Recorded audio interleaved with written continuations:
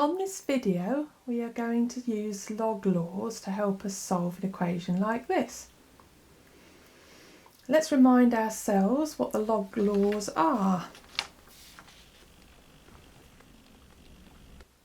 So looking at both of these together, we can see that this top law will help us with dealing with this term here.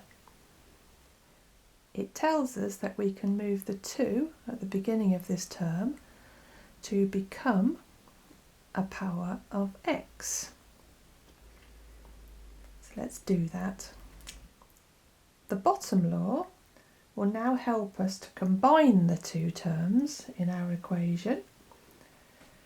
Let's do that.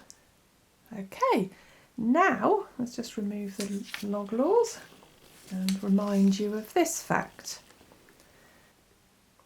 Considering this fact, we can rewrite what we have so that we get a nice and simple equation to solve. So, remove this.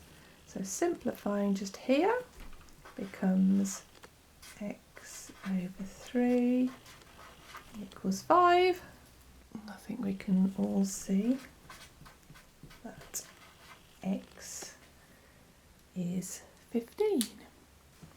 I hope this has helped. Thank you for watching.